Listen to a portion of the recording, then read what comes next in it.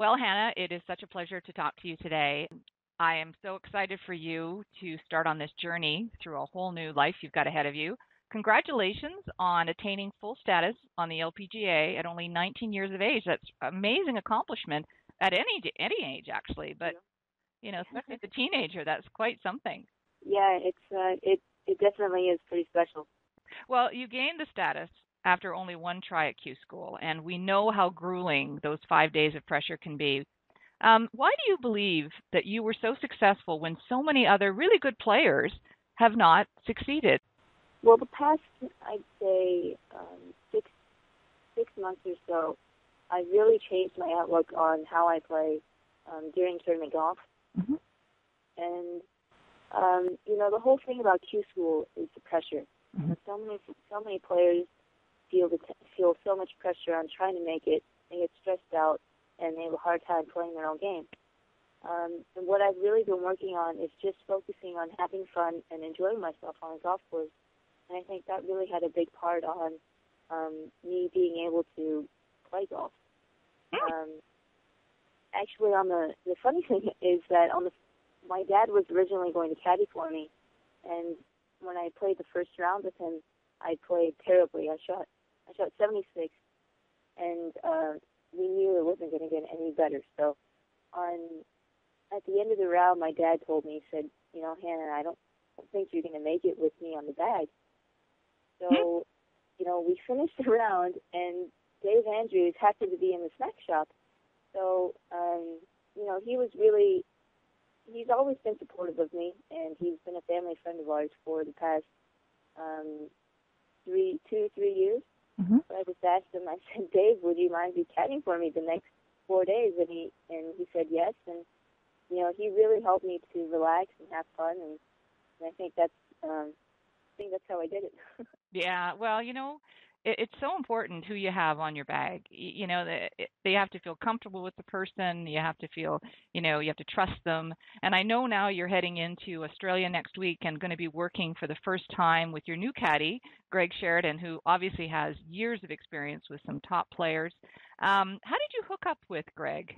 To be honest, I'm not really sure how it worked out, but I think what happened was my dad was speaking with someone. We overheard that Greg and Natalie Gull was separated, and he was able to get his phone number, and he just called Greg and said, would you be interested in coming out and trying to work with Hannah for a couple days just to practice and seeing how it works out. And he lives in Tampa, and right now we're in San Diego because I'm working with my coach who lives here. Mm-hmm. So we flew out here for 10 days, and we got along really well, and we worked together well. So that's how it happened. Well, that's terrific. Yeah, you've got an advantage going into the year with that much experience with you. So Yeah. that's great. Well, something I read on one of Dave's articles about you was that you almost gave up the game a year ago or so, and you ended up sort of putting the clubs down for a few months, went to South Korea, and lived in a Buddhist temple for a couple months. Tell me about that experience, and what did you learn from it? Well, that was definitely out of my comfort zone because my parents and I are Christians, and I was raised as a Christian. Mm-hmm. But I was having such a hard time with the game. I wasn't happy, and I'd lost my passion and love for golf. And I told my parents, I said, I can't play anymore, and I need to go somewhere that's completely different that I've never done before. And that's how I went to South Korea, actually. Mm-hmm. It's because I hadn't been there since I was a little kid. Mm-hmm. But, that temple is a place where it is a Buddhist temple, but they also do martial arts there. Mm-hmm. So their whole schedule is based around exercise. So it's very different than a regular temple. Mm-hmm. They have a program where you can stay there for however long you want, whether it's a day or a year. And basically, you wake up at 4 in the morning. There are a few things revolving around Buddhism because it is a temple. But Mm-hmm. most of the time, you're doing exercise and you get to do things like archery, and it's really a lot of fun. You said yourself that you weren't having fun in golf, and it sounds like that sort of taught you how to have fun again. How to be Yeah, a kid again, exactly. maybe. Mhm. Yeah. Yeah. Well, okay. Let's talk a little bit about now your entrance into the LPGA. Do you know many of the tour players personally? I know most of the rookies.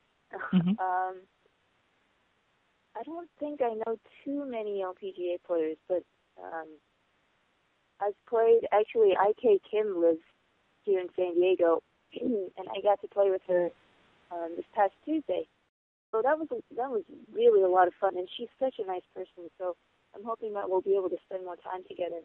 Oh, that would be terrific. Well, okay, let's talk about some of your idols then. Growing up, who were your, whether they're male or female, LPGA, PGA, what idols were yours growing up? Well, when I was watching golf, Sarah Pack was at her best, Hmm. and that's who was always on TV. She was winning, and she looked so happy. Mhm. Um, so I would say, yeah, it's probably her. She's the reason why I started to play golf and why I thought it would be so much fun to play tournament golf. Um, I honestly don't follow or watch golf at all, Mm. um, so I don't know a whole lot about it. I just know my own game and what I'm doing. It, If I were to pick someone, it would be Siri Pack. Savvy Pack. So you're going into the as a rookie, and I understand. I don't know if it's still going on. The LPGA mentoring program where they put rookies with veteran players. Is that still happening? My big sister is Chris Camillus. Oh, okay. Now, how well do you know her, or Yeah, do you know her at all? I've played with her before in tournaments, but I don't know her too well, and I haven't seen her again yet. Mm. But she is, I've heard a lot of good things about her, and I've heard that she's a really good big sister to have. So I'm pretty excited about this. Oh, that's great. Well, one day you'll be a big sister for someone else, so you can learn how to do it while you're learning from her. Now, let's talk about Hannah, the non-golfer. What do you like to do when you're not golfing? You obviously don't watch golf. So what do you do? What are some of your favorite activities? Oh man, honestly, right now I don't get to do a lot of stuff because I'm getting ready for the season. Mhm. Mhm. So I take Sundays off, and usually I just like to stay home and relax a little bit. And but I do love doing outdoor sports and activities. I'd like to do more hiking. I'd like to, go and play sports more. I'd like to hang out with my friends more. Mhm. Um, I recently actually started getting into cars. Oh.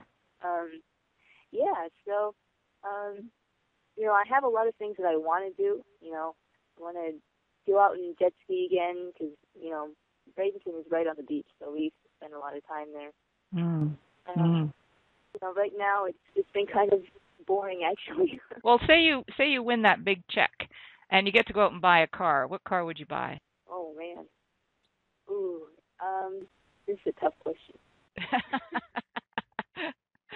If I really go for like a dream car without Mhm. looking, at realistic things, I'd probably go for a Nissan GTR. Oh. Yeah, but I really, really, if I can save enough money, I'd really like to get a Mercedes C350. Oh, sounds nice. Well, keep your eye on that Yeah. goal. Keep your eye on that goal, and make sure you buy one for your mom and dad too. Okay, let's just talk a little bit more before we close off here. I just have a couple more questions for you. Um, what in all of your long 19 years are you been the most proud of? It would probably be taking that 6 month break from golf. Hmm. I'd played golf my whole life, and I've defined myself as a golfer my whole life. So it was really scary for me to tell my parents that I didn't want to play golf anymore. Hmm. And I'd actually been having a hard time with my game since I was, going up and down since I was in junior golf, and I had I had a good season when I was in college, and then when I went to the Futures Tour again, it was still kind of just mediocre. Hmm. And finally, I just told them it's been this long, and I haven't been improving, and I'm just getting more unhappier every single year. Mm. And I don't want to waste time anymore. So for me, it took a lot of courage to stop playing and Mm-hmm. just look back. And obviously, it turned out really well. Sorry. It's so easy to start losing your passion and your love for the game, and just focus more on tournaments and winning and Yeah. being better. And really, for something as specialized as this, if you want to be a professional golfer, you have to love the game, Mm-hmm. and you have to be happy with what you're doing. And by stopping and going to somewhere that's completely different from what I'm used to, I was able to kind of regain that and get a better outlook. There's younger players coming up behind you now, and they're struggling. And I was wondering what advice you would give them, but I think I just heard it. I think you just told me that you needed to keep the love of the game. But if there's something else you would tell them, what would it be? I think for junior golfers, especially for junior golfers, the most important thing is to have fun and to grow as a player. Mm-hmm. Um, you want to play well so you can get into a good university if you do decide to play in college. But it really doesn't matter, because that's a time where, like when we grow up as kids, we have to make mistakes, we have to do things, and that's how we grow, and that's how we learn and become responsible adults. And I think it's the same in golf. But sometimes they get so caught up in the performance that they don't think about the your long-term career. Mm. And that's really what I would have to say for, the players that are coming up, is that you're a kid, so be a kid. And even if you think you're fooling around on the golf course, if you're putting in, quality hours out there, then it's going to help you, maybe not tomorrow, but maybe years from now or months from now. You just have to be patient. Yeah, patient. That seems to be the hardest thing in golf. That's a tough one. Yeah, yeah. Well, this has been such a pleasure for me to talk to you. I'm so excited for you going into 2012 and watching you perform. Just close it out and tell me what goals you have for this year, and then we'll spend the next year watching you achieve them. Well, right now, I've been thinking a lot about my goals, and I was placing them at, top 50, top 30, but I think I was having the wrong outlook. And honestly, I just want to be able to go out there and play my game and be able to compete every week. And I know that if I'm able to do my best, then, whatever happens, happens. But yeah, I think I'm really excited for my year too, so I'll be playing my best out there.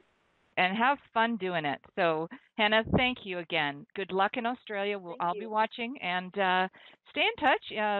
Down the road, if you ever want to chat, you just let me know, and we'll do this all over again. Okay. Take care, Hannah. Bye. Okay, bye.